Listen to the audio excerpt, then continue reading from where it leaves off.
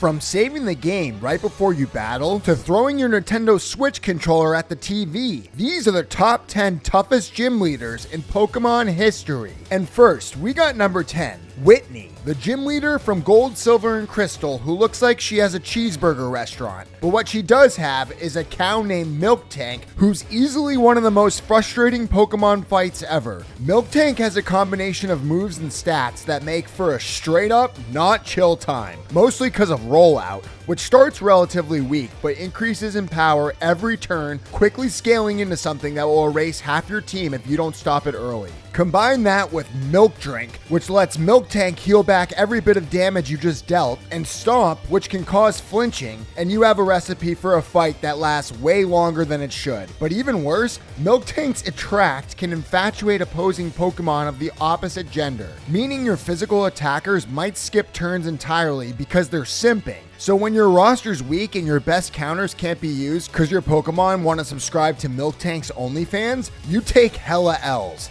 And by the time you actually do beat Whitney, whether it's because you gave up hours of your social life to train your Pokemon or simply got lucky, the thrill is gone because it took you 600 times. But at number 9, we got Koga from Fire Red and Leaf Green, the gym leader that turned his gym into a funhouse. Before you can even fight this dude, you gotta get around the invisible walls he put up that are harder to get around than the invisible walls your ex had up from their childhood trauma. Plus, when you do get around them, you're forced to fight trainers with poison type Pokemon that drain your items and health before you even get to Koga. So you're already cooked by the time the actual battle starts. Then Koga's team takes poison to a new level, and while your Pokemon's HP goes down every turn, you also gotta pray your moves hit since his Pokemon can evade attacks easily. And his muck and wheezing piss you off because they rock you, then poison you, and make the battle wear you down physically and mentally. And when your moves at this point in the game are limited, you're praying for a critical hit. If you don't come prepared with antidotes, your Pokemon faint faster than Wendy Williams.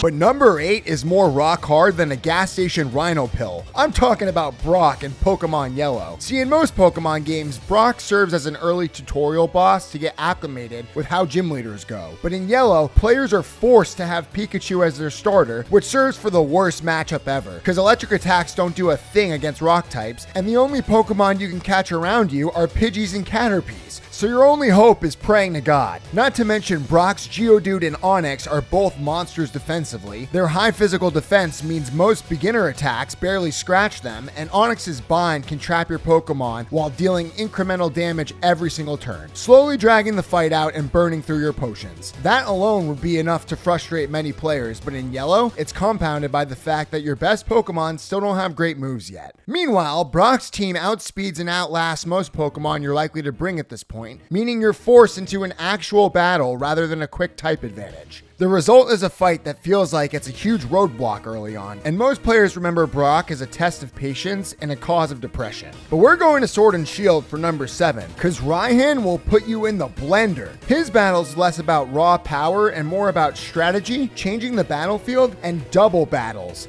something that few earlier gym leaders ever did. Raihan controls the weather so much you'd think conspiracy theorists would hate him. Instead of simply bringing strong dragon types, he uses sandstorm conditions to buff his team and chip away at yours every single turn. So every turn you fight has a ticking clock element. Health dwindles not just from damage, but from the environment itself. Layered on top of that is the fact that his battle is a double battle, requiring you to manage 2 Pokemon at once. A huge difference from most gym fights, but the real kicker is how well Raihan's team is designed to hit counters. He doesn't just bring weather synergy, he anticipates the Pokemon you're likely to bring to counter specific threats, Ice, Dragon, Steel, and his party is built to make switching and rough turns rougher. This is the kind of battle that catches so many trainers off guard because Sword and Shield is otherwise an easier game, but you run into Raihan and you want to throw the controller. But there's nothing easy about number 6, because Claire, the dragon type gym leader from Gold, Silver, and Crystal, will make you hate your life. See, Claire's team is a nightmare, built around Dragonair and Kingdra.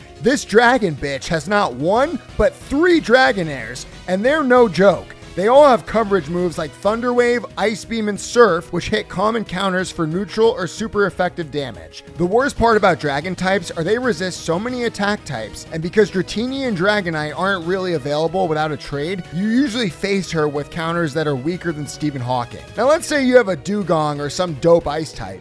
In comes the real menace, Kingdra, a water dragon hybrid that cucks the normal ice type counter. Now the worst thing about Kingdra is that its only weakness is dragon. So the only real chance you have at this part of the game is that you've invested countless hours into your red Gyarados. Otherwise, good luck. Cause Kingdra also has moves like Dragon Breath that can cause paralysis, slowing you down and wasting moves. So even if you bring strong ice moves, you don't know if they'll even work at that point in the game. Claire doesn't just test your team's strength, she tests your type knowledge, timing, and patience for gym leaders as well as women with blue hair. But number 5 is Lenora, and while some players don't immediately think hard gym battle when they hear her name, her battle in black and white is deceptively difficult for how early it comes. Lenora specializes in normal types, and at first glance, that might not really sound threatening. But her Pokemon are fully evolved, uncommon for a second gym battle, and they hit harder than you expect at that point. Lenora's first Pokemon, Herdier, which is French for ugly ass dog, knows moves like Leer, Bite, Takedown, and most importantly, Retaliate, a normal type move that doubles in power if one of her teammates has fainted. That means knocking out Herdier only makes her next Pokemon hit harder. Her ace, Watchog, uses Hypnosis, which can put your Pokemon to sleep early in the battle, forcing you to waste turns healing or switching just to stay alive. It's this combination that turns a normal gym into something far tougher than expected. And Lenora's team will punish you more than a meal from Chipotle. But you don't know pain until number 4. Because if you play Diamond and Pearl, Volkner will make you want to NFL spike your console. This is where gym battles start feeling like chess matches. Volkner is the final gym leader of the Sinnoh region and is one of the hardest traditional gym battles before facing the Elite Four. What sets him apart isn't just his electric type Pokemon, it's how diverse and unpredictable his team is. First off, while electric is his specialty, Volkner covers his bases. His team includes Raichu, Ambipom, Octillery, and Luxray, a mix that covers so many different weaknesses. Raichu and Luxray bring strong electric moves, but Octillery shows up as a water type with moves that neutralize ground type counters. On top of that, Volkner's Pokemon also have surprising moves for a gym leader. On top of that, Volkner's gym battle takes place after a puzzle-filled dungeon, meaning you're already mentally taxed before the battle even begins. By the time you're in front of Volkner, you don't even want to play anymore. His team's high levels, varied types, and broad moves force you to think about team build, switch timing, and item usage. Skills you'll need to avoid getting bent over in the Elite Four. But if you're Psychic, you already know who I'm putting at number 3. Sabrina from Red, Blue, and Yellow. And this one is a classic nightmare for anyone who's played the original Generation 1 games. Her Psychic Gym in RBY became one of the most notorious difficulty spikes in gaming history, not just Pokemon, because it broke the fundamental logic that most players expected. In Generation 1, Psychic types were so powerful they dominated the entire meta. The game's early design mistakes led to Psychic types resisting Ghost moves, meaning the only potential counters were weak and effective. Bug type moves were underpowered, Dark type moves didn't exist yet, so Psychic Pokemon were nearly impossible to beat. Sabrina's Alakazam, arguably the fastest Pokemon in the game, hits like a truck and outspeeds almost everything you bring.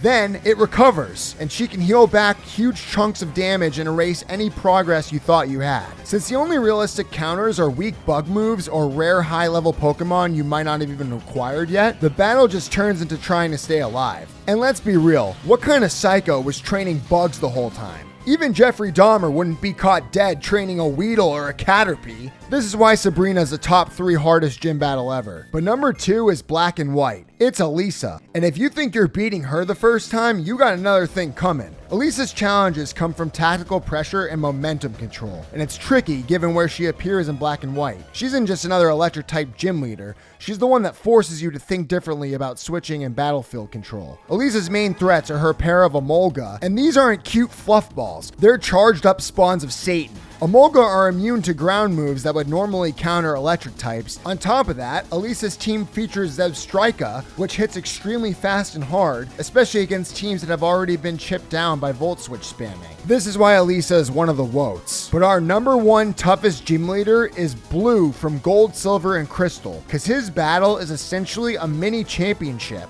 Quick shout out though, he has the most epic battle music of all time.